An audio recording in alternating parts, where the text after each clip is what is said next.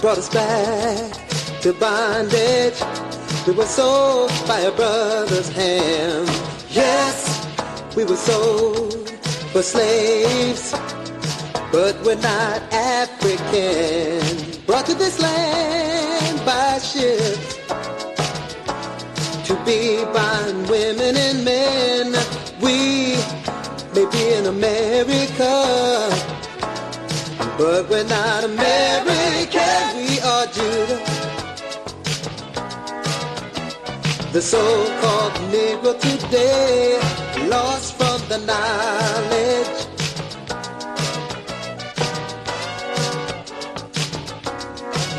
We are Judah, the tribe of Judah, lost from the knowledge. Yeah, the yeah. tribe of Judah, The so-called Negro today. If Islam was the answer, we have no yoke upon our necks. We'd be living in our own land with lots of self-respect. But in this land there's no ease, and thy feet shall have no rest, for these curses have been upon us.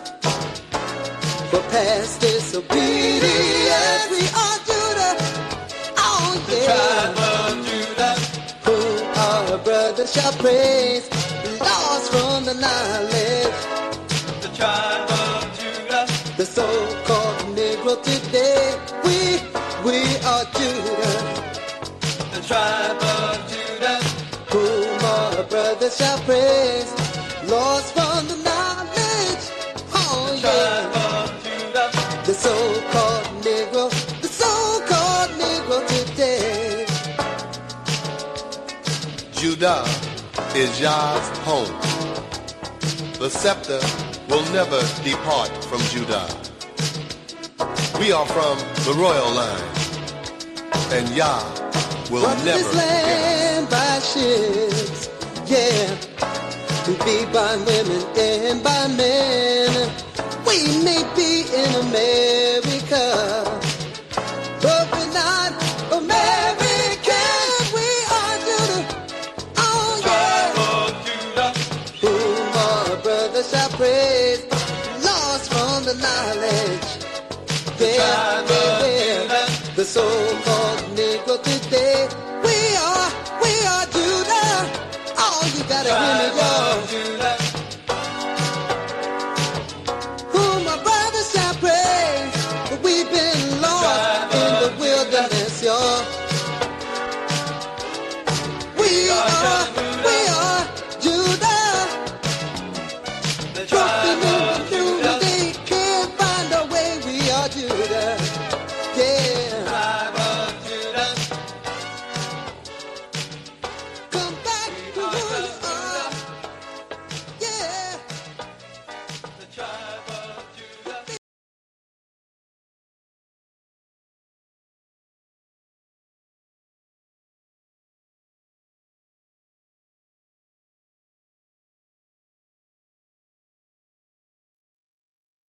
Amil Yamsu.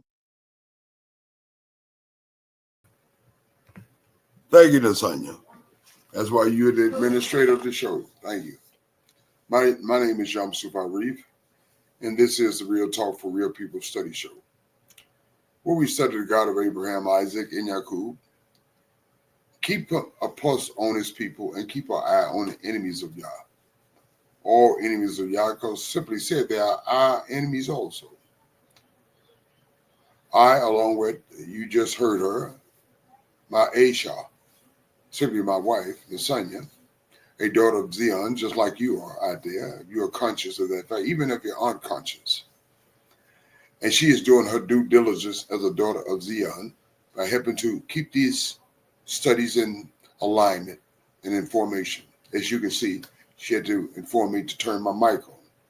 Along with our friend, your friend, our brother, your brother, our elder, your elder, and the elder on the council, Brother Cottrell of New York City.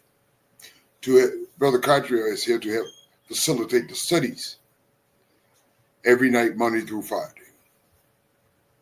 But before we get started in our study, I simply want to share with you how the studies proceed for the night. If you go to Tehillim, which you call Psalms, the Hebrew word is Tehillim. It is in Tehillim chapter 13. Trust in the salvation of the Most High. It's quite poignant. Also, it's quite factual. Praise the Most High. Brother Cottrell will conclude the studies for the night in the book of Bereshit, which you call by the Hebrew word, which you call by the Greek word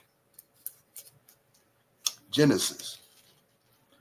Brother Cottrell will continue a continuation of chapter 29 and chapter 30 and 29, where it is Jacob meets Rachel. Jacob's married Leah and Rachel, and the children of Jacob. And it's a continuation of that theme as far as these studies are concerned. But be that as it may, there's a lot of poignant information that you can retrieve by virtue of these studies. And before we get started into the studies, it would be amiss of me to not mention, as I made mention of Brother Roe Sister Roe and her husband in Memphis, Tennessee.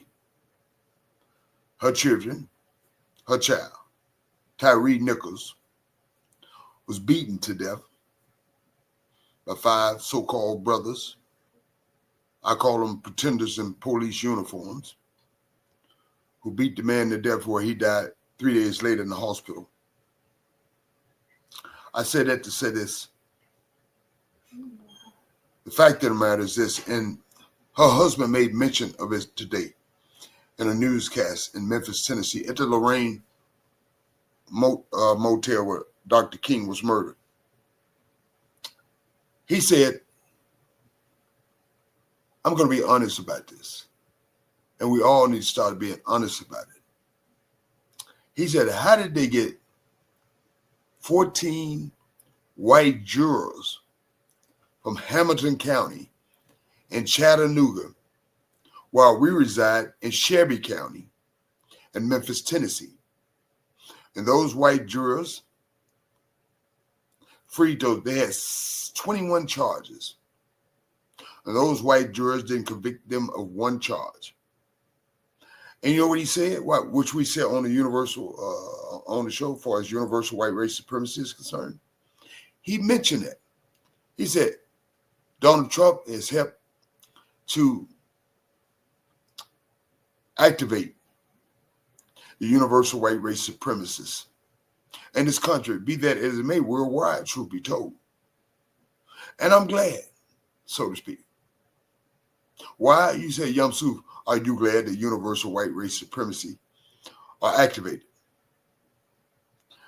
For one primary reason, so we can stop being comfortable in our captivity. We'll stop being so comfortable that we're sitting around eating bonbons and cupcakes while watching reality shows, while our reality passes us by, going around mistreating, abusing, and dominating one another, and sometimes killing one another. That's why I'm happy that they are activated, so we can stop it. So it would compel us to do what the Most High told us to do, which is turn back to him from your idolatry. Secondly, cry out to him. By virtue of that, Most High said, in that regard, pray for your ancient ones that got you in the situation you find yourselves in universally. And pray for yourselves while in these universal captivities that I can hear you. And after that, the Most High has mandated that you gather yourselves together. Not gather yourself together to show up, show out, show bug. Not gather yourself together to think one of you better than the other. Not gather yourself together simply for gathering's sake. You don't do nothing while you gather together, just simply looking at one another. That's not what this is about. Gathering yourself to do something constructive and positive in that regard. And to put your twos and fews together and your dollars and cents so you can do something for one another in a universal component. And also the Most High has mandated that you learn to do good by your widow women. You learn to do good by your orphans. Learn to do good by each other. Simply the Most High said, learn to do good. Because we have been socially engineered, enhanced, socially engineered, and conditioned to be the worst sort, to be a monstrosity. Why? Because we don't heed the counsel of the Most High. Therefore, we don't love the Most High with all our heart, mind, souls, and strength. And the evidence speaks for itself. We don't love our brothers and sisters as we should love ourselves. And that's a crying shame.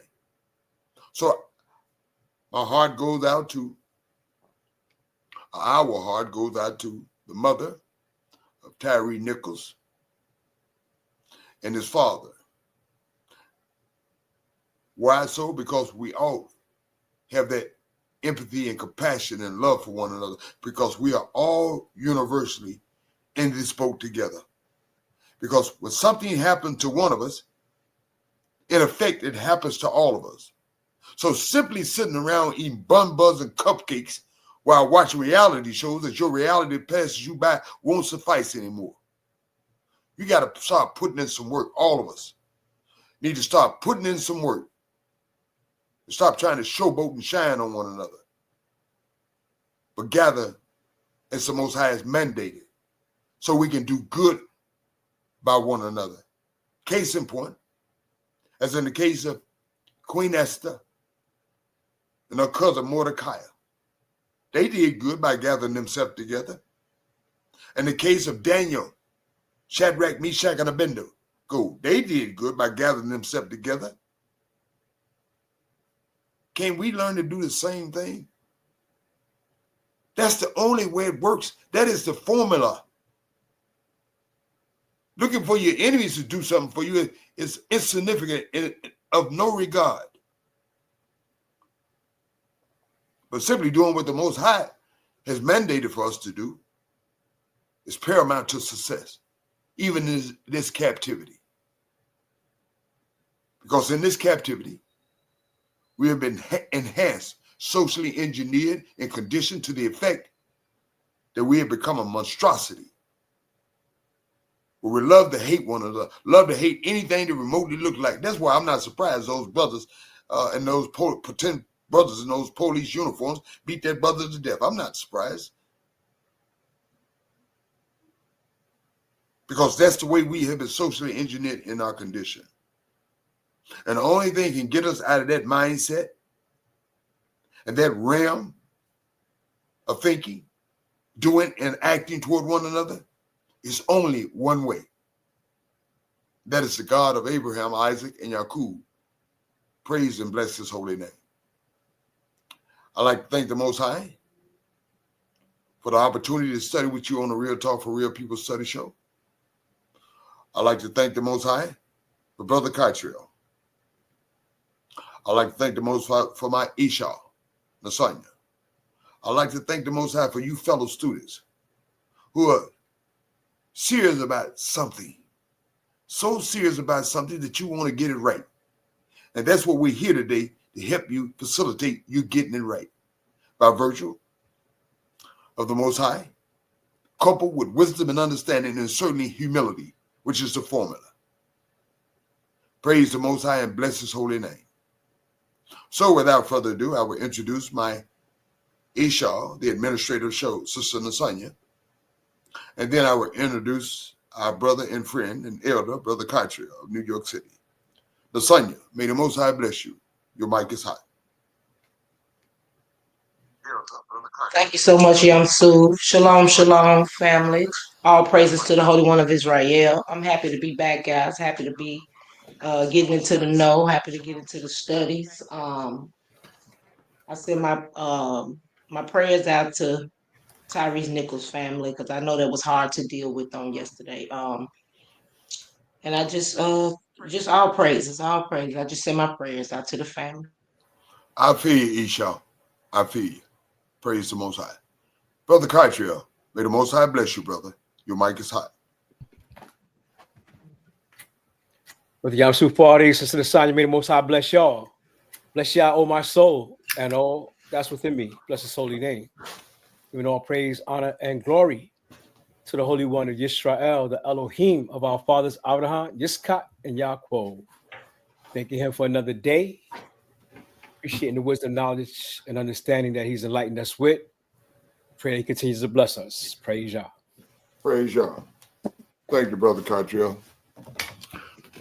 Well, Nasanya, if you're ready to proceed in these studies, we're ready to proceed. Are you ready? Yes, sir. Thank you, Nasanya. Brother Cottrell, if you're ready Yes, to proceed in these studies, we're ready to proceed. Are you ready? Yes, I am. Praise Yah. Fellow students, we pray that you're ready to proceed because we are ready to proceed. Praise the Most High. Turn to Tilihim. You call it Psalms by that Greek word, but the real meaning of these studies, these songs, are Tilihim, our word, not Greek words. And turn to chapter 13. And King David has written this beautiful song, short, quick, and sweet, just like I like it.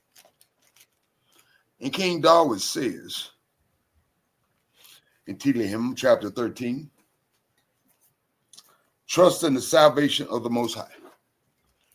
And certainly so in our regard. Praise the Most High. And King David says, how long, O Yah, will you forget me forever? Going through what King David was going through at that juncture in his life, and just to position it to ours, we can say the very same prayer. Tyree Nichols' mother and father can say the very same prayer. Those who are conscious and cognizant in Memphis, Tennessee, those who are conscious and cognizant in New York City, Louisiana, Alabama, California, all our brothers and sisters come to this very same end. And the sad thing about that is this, that not only do they come to the end by virtue of our enemies, but by virtue of those some that look remotely like us. I can feel what King David is saying. Can you? How long, O Yah, will you forget me? Or simply forget us? How long will you hide your face from me? Or simply us? King David, I feel you. And King David says in verse 2, how long shall I take counsel in my soul? That I have this intro conversation with myself, and I'm taking conversation for myself. I'm talking to myself. I'm trying to get through this the best I can. That's what he's saying to y'all. Having sorrow in my heart daily. What King David was going through, and just to position it to what we're going through. How long will my enemy exalt over me? I know he's speaking in reference to probably King Saul and certain nations at that time were at us. And just to position it to this time in regards to those 12 jurors from Henderson County and Chattanooga. Sometimes some brothers and sisters that sometimes look remotely like us. I can subscribe to that. I can understand what King David is saying. Sometimes our kind be against us that hurt us. Sometimes our enemies be at us all at the same time. And King David says in verse 3, consider and hear me, O Yah, my Elohim. Consider what I'm going through. Praise Yah. And consider what we're going through. Praise Yah. And his universal captivity. Well, brothers and sisters are set against brothers and sisters, and our enemies are controlling the whole dynamic of the situation. And King David says, enlighten my eyes. Make me understand. Give me some understanding as my Esau the Sonia says, getting into the know. Give me some understanding. What's going on? And he says, King, at least I sleep the sleep of death. At least I get to the point where Brother Carter always alludes to, I'm tired, I'm sick and tired of being sick and tired. I'm sick and tired of being sick and tired that we keep writing these old blues songs. Give me the blues. Now, right now, they're just writing any kind of hot mess. And to the point that I just feel, man, this is it. King Darwin said, this is it. And I'm sure that some of us are feeling the very same way as I speak in this universal captivity. This is it. And King Darwin says in verse 4, Yah, lest my enemies say, come to me, come to my aid, lest my enemies say, I have prevailed against them. Whether it's universal white race supremacy, or it's some brothers and sisters that remotely look like us that not in tune with the Most High. As in the case of King Saul and the nation round about King Darwin. Least they said, I have prevailed against him, King Darwin. And just to position that to us. Least those who trouble me rejoice when I'm moved. Y'all don't let them have a parade because I'm gone, King Darwin says. We like to have parades. But King Darwin is saying, at least those who trouble me rejoice when I move. At least they have a parade, so to speak. And we should feel the very same, but we like parades. We like parades so well, we join any parade, even parades that's against us. So-called Black Lives Matter, Democratic Party, Republican Party, Irish Party, the Italian parade, Christmas parade, Easter parade, you name it, we join on, and all this is against us. We're quite unlike King Darwin in that regard. King Darwin didn't want to have no joy over him, not joining their parades. King Darwin says in verse 5, as we all should say, but I have trusted in your mercy. Do we trust in the Most High mercy? We join every parade there is, but do we trust? We join the gay parades, all kind of parades. But do we trust in the mercy of the Most High? Unlike King Darwin, I think not. King Darwin put his trust in, it was founded and rooted in the God of Abraham, Isaac, and Jacob, as all of us should be. And King Darwin says in verse 5, my heart shall rejoice in your salvation. If you want to have a parade, you want to have a party or whatnot, let it be in the salvation of the Most High. King Darwin said, I rejoice, my rejoicing. I'm focused, King Darwin says. My rejoicing should be in the salvation of the Most High. And as a result, King Darwin said in the last verse, I will sing to you, Yah. Are we singing to the Most High? If it's good enough for our king, it should be good enough for us. Are we singing? Are we crying out to the Most High? And are we singing to the Most High? Because we're confident in the fact that the Most High, as in the case of King Darwin, going to take care of him. And in this universal white race supremacist last kingdom covenant, are we confident in the salvation of the Most High? As King Darwin was confident in the salvation of under the Most High, being troubled by King Saul, the first king of Israel, being troubled by Absalom, Prince Absalom, his son, being troubled by nations round about, just to position it to us. King Darwin finally says, which you should finally say, because he had dealt bountifully with me. Case in point, just to position it to us. The Most High has dealt bountifully for us. We came here buck naked and chained, where they mistreated, abused, and killed us and swung us from trees to trees, strange fruits, where they gave us some Jim Crowism with a hot mess, and then a graduation into something that they call freedom, where they control every aspect, component of our lives, and still hate us to the regard that they can take 14 people from Hamilton County and Chattanooga, Tennessee, and transport them up to Shelby County in Memphis, Tennessee, and to get them to try cases they're not familiar with. 21 counts, all going off scot-free. It's to be expected.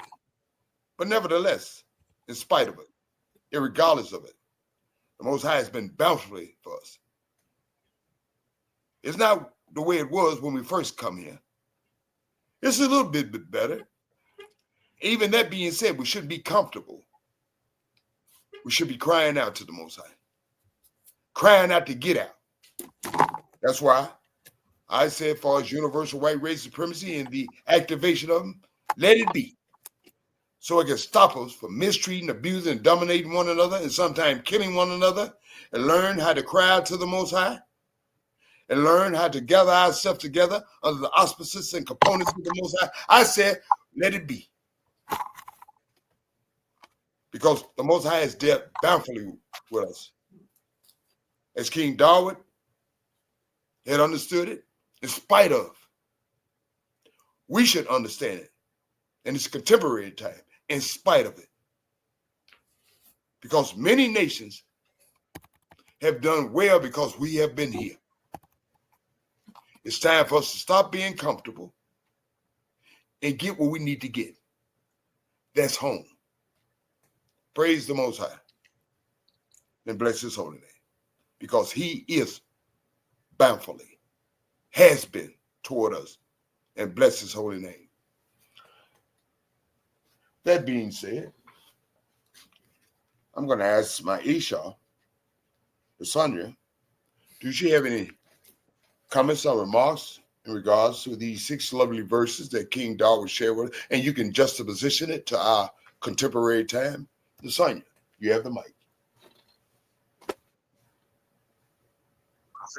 Thank you, Yamsu. Short and sweet, like I said. Basically it stood out, the whole chapter stood out to me here. But what I focused on at the bottom, what it was at the end, is when he said, I will sing to Yah, for he has been good to me. And that just really, really sets out to me right there. Right there. But he 'Cause been, no matter what, he's been good. No matter what. hallelujah, Sonia. Amen. He certainly has in regards to King Darwin, and certainly in regards to us, he certainly has been good. Great point, Sonia. Praise And the Lord. I thought about Tyree Nichols' parents as well.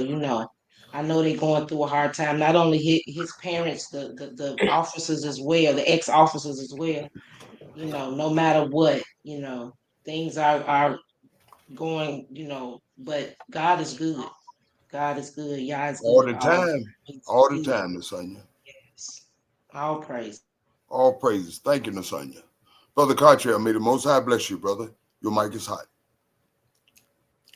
All praises for our great King, King David, and his insight, his spirituality, his connection with the Most High.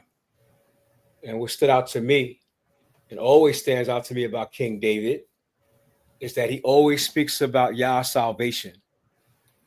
And he ain't talking about just being saved from King Saul or the enemies around him. He's talking about Yah's salvation that he has in the end of days. What I also notice is that he counsels himself. In other words, he looks at the man in the mirror, right? Exactly. He said in verse 2, how long shall I take counsel in my soul? Which means he's doing some soul searching, right? Exactly. Which all of us should be doing. And Exactly. in spite of all his troubles, King David is still able to sing to Yah and sleep like a baby.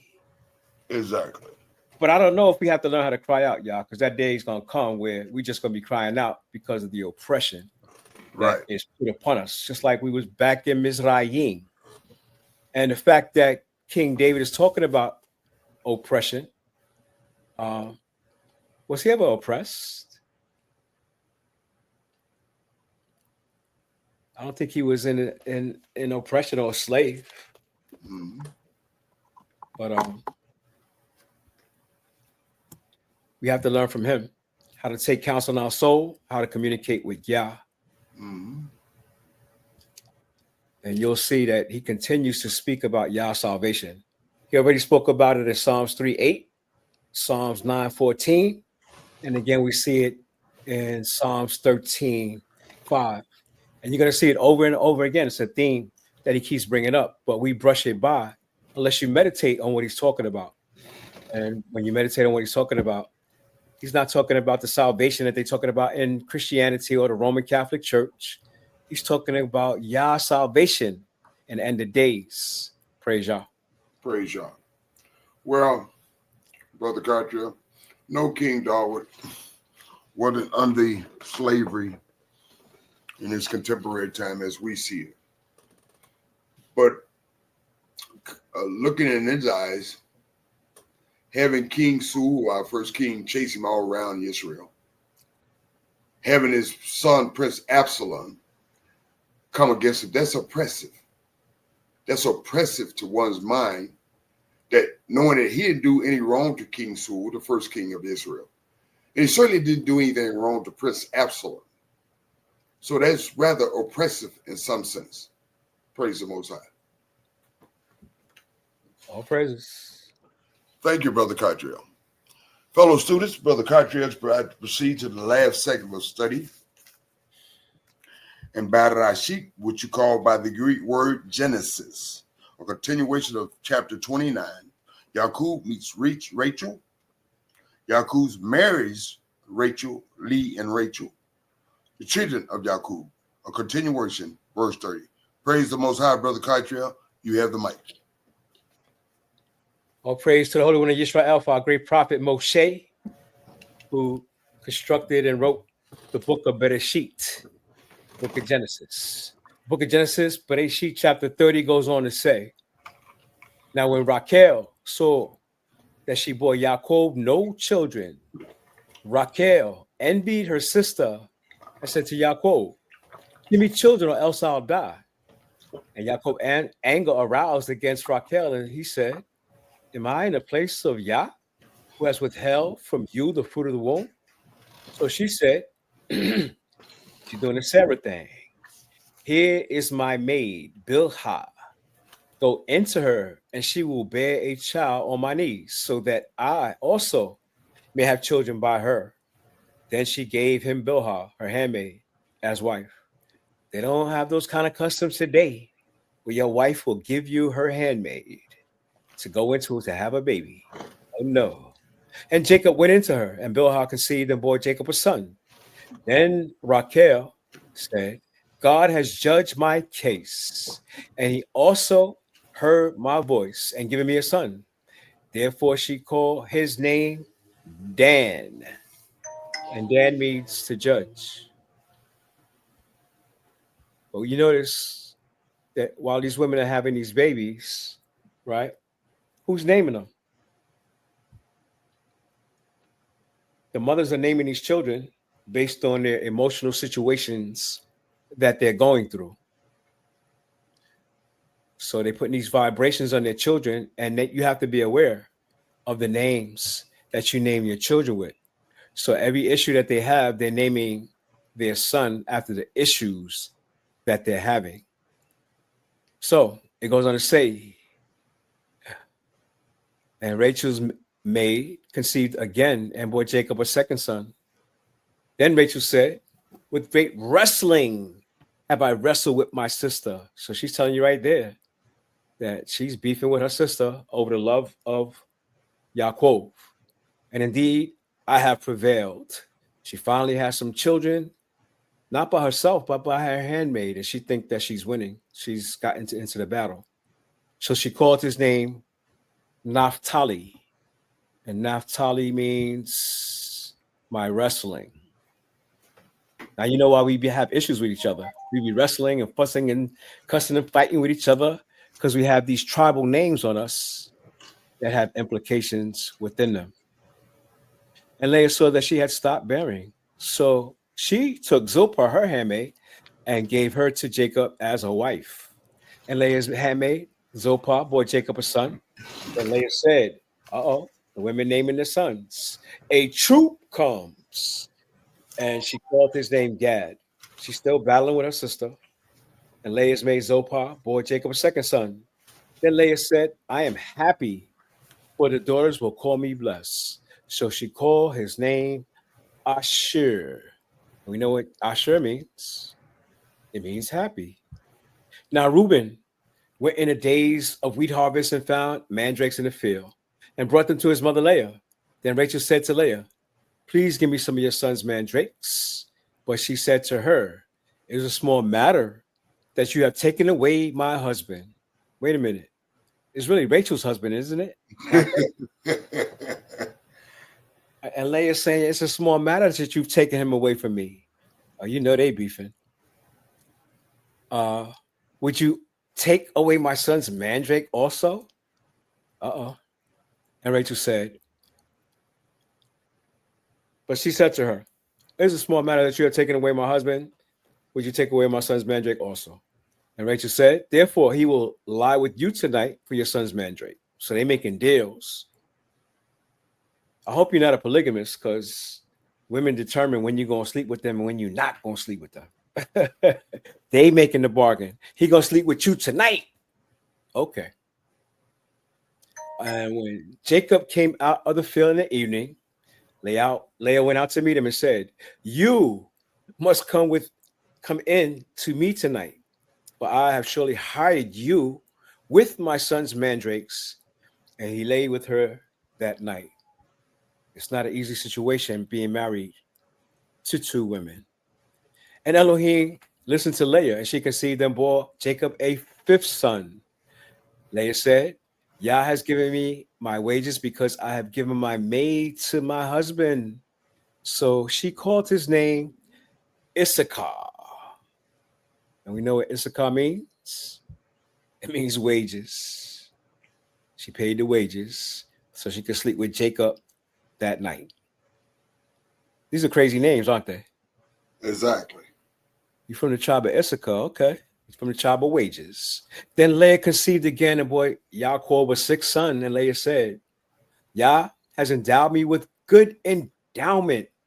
Now my husband will dwell with me because I have borne him 6 sons. Imagine that. So she called his name Zebulun. And what does Zebulun mean? Zebulun means my husband will dwell with me. Dwelling. Zebulun, dwelling. Afterwards, she bore a daughter and called her name Dinah. My sister's name was Dinah. And like Dan, Dinah means judgment. It's related to judgment. Then Yah remembered Raquel, and Yah listened to her and opened her womb.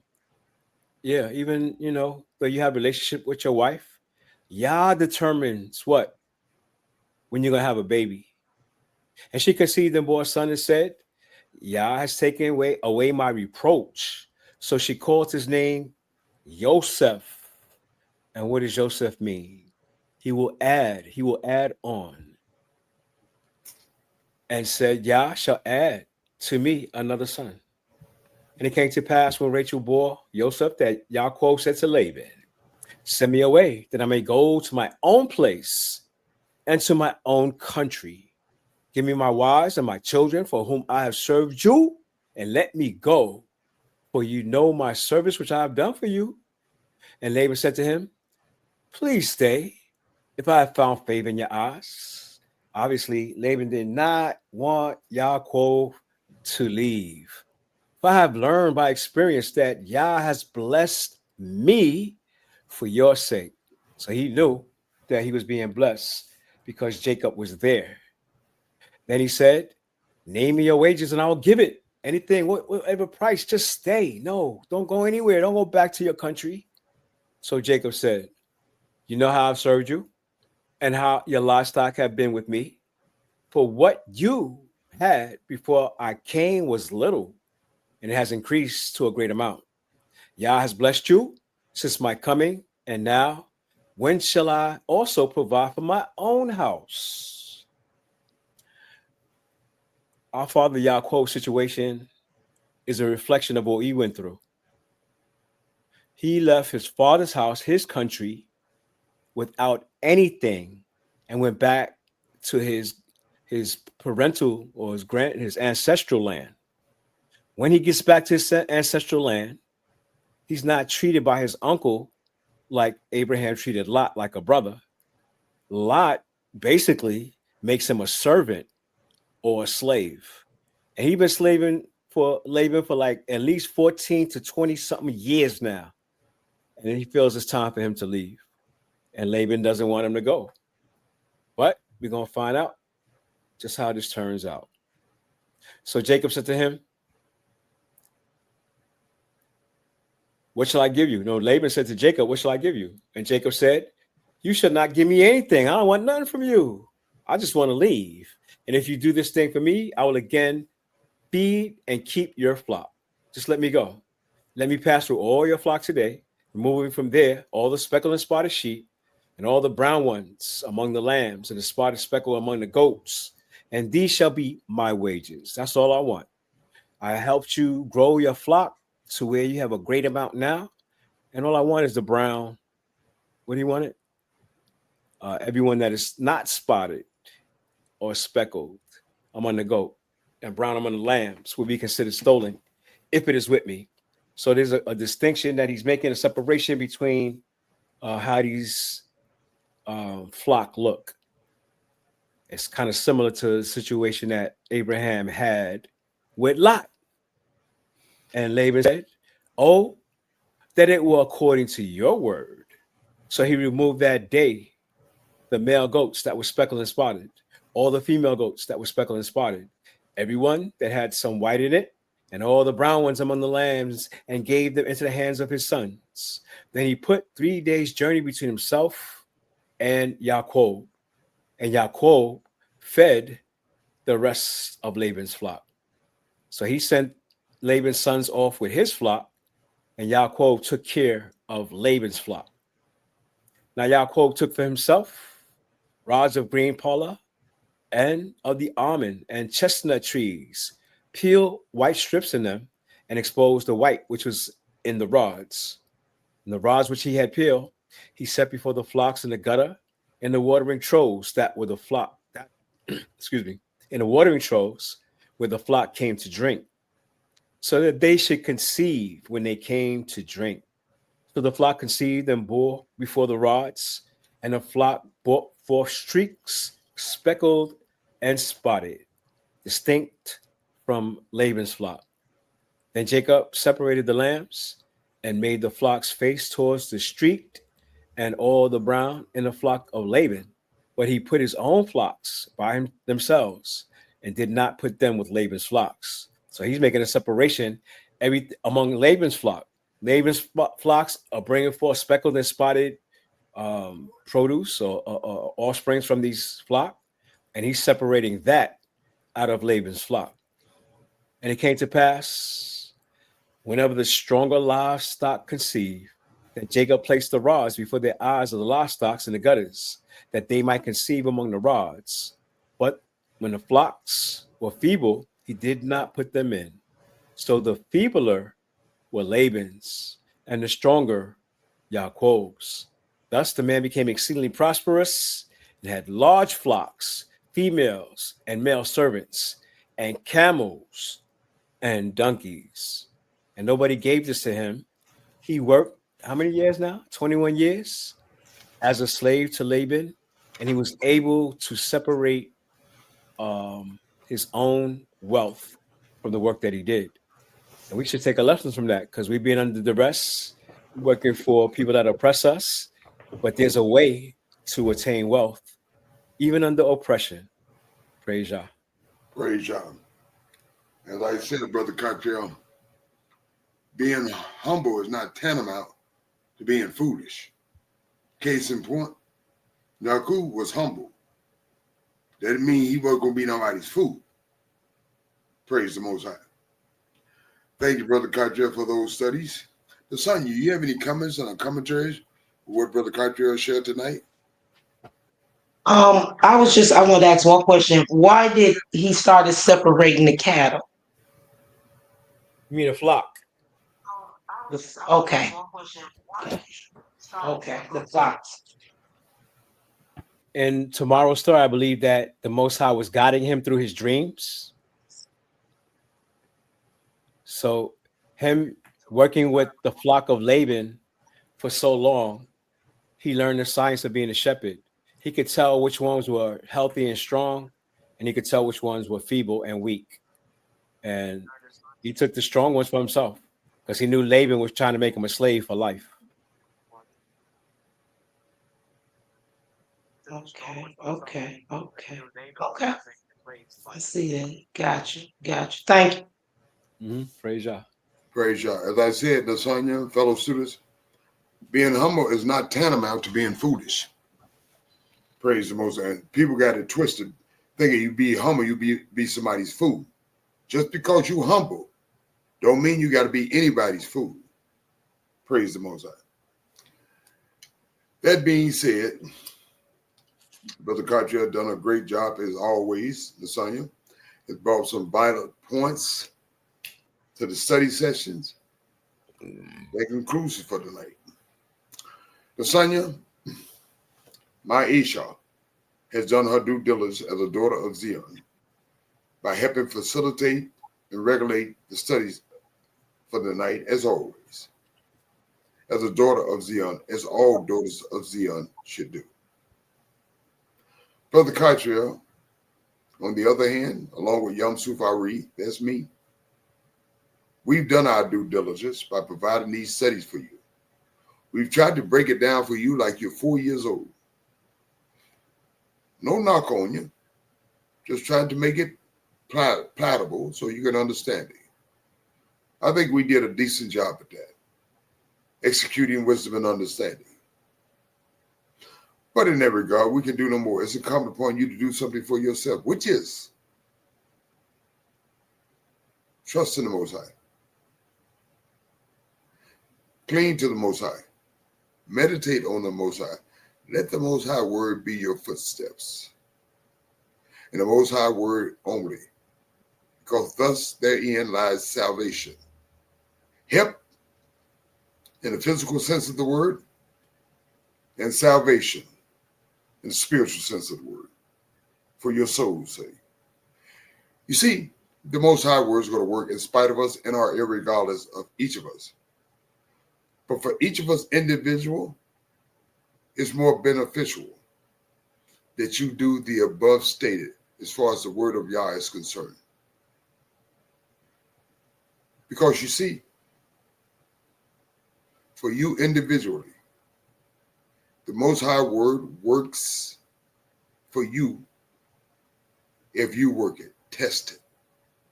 Take the formula, take the antidote, and praise the Most High. That being said, I will ask my Isha, Lasagna, the administrator of the show, to make her closing remarks and say her shaloms and her good nights. And I will ask our friend, your brother, our brother, your elder, our elder on the council, Brother Cartier, to make his closing remarks and comments and to close us out for the night. Praise the Most High. Lasagna, your mic is hot. Shalom and good night. Praise Yah, Lasagna. Shalom and good night. Brother Cartier, your mic is hot. All praise to the Holy One, Yisrael. And you mentioned the word of Yah. King David in the book of Psalms, Tehillim 12:6 says, Yah's words are pure. They're tried in a furnace, purified 7 times, and preserved forever. So we should take that to heart and understand that we have to know Yah's word like the back of our hands. Praise Yah. He's given us the opportunity. We love you, Yah. We love you, Israel. We the Most High continue to bless and be with us. Shalom and good night. You said a mouthful, brother. and it was all good. Praise the Most High.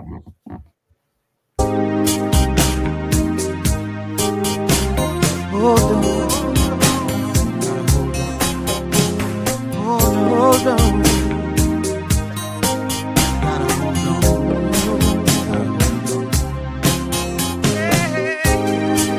Hold on, hold on.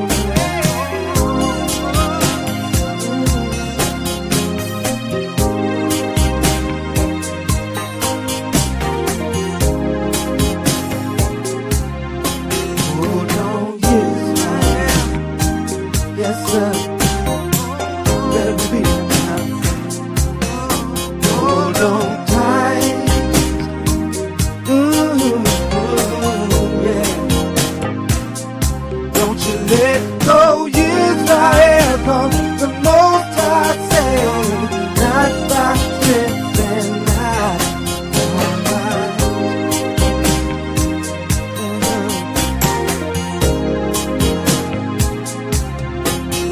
See, the Most High, He is watching us, watching us.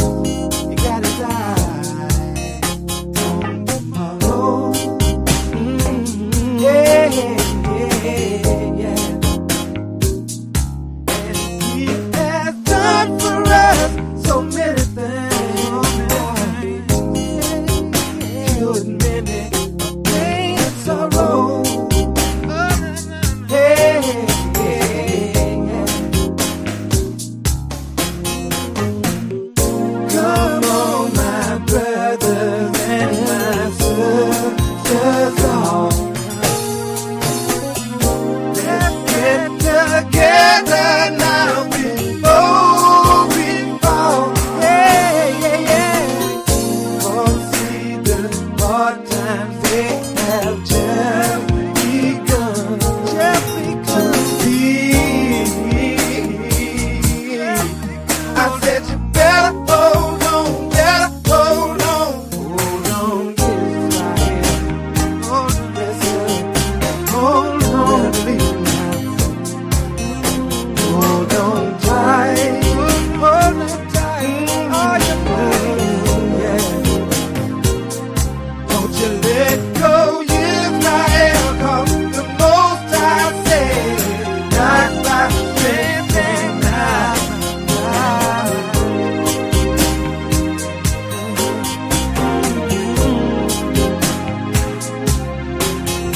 See, I know He's got the power. It's very plain. Plain to see. Yeah, yeah.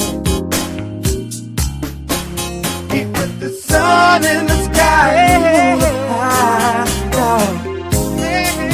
And made many a blind man see. Hey, yeah.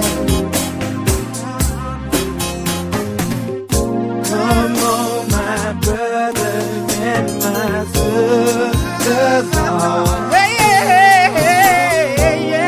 get together now before we fall. Let's get together. Oh, see the hard times they have just begun. Ooh, yeah. Better hold on, better hold on. Hold on, Israel. Yes, sir. Hold on, believe me now. You got hold on tight. Yeah. Don't you let go, Israel, 'cause the Most High said, not by strength and might.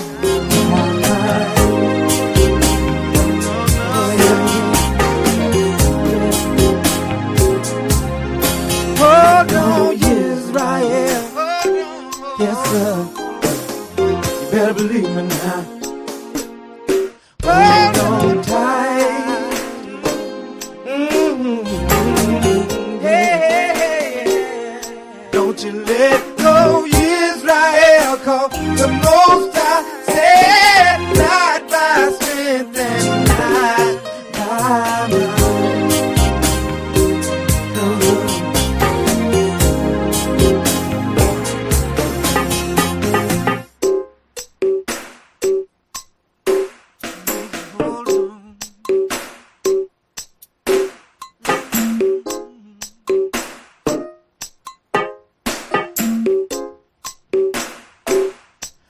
'Cause when the clouds get gray, and don't you be dismayed, you gotta hold on,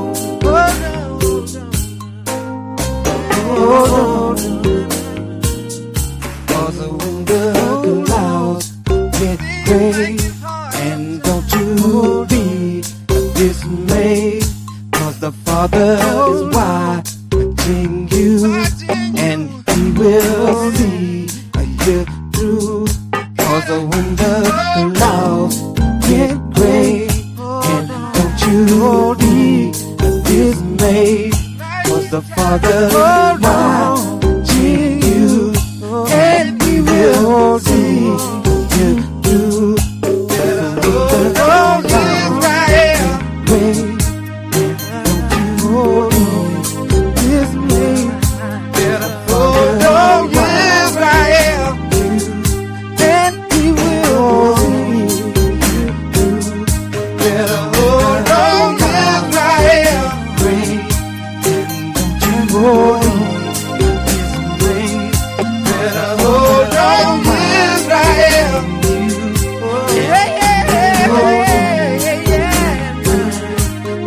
One man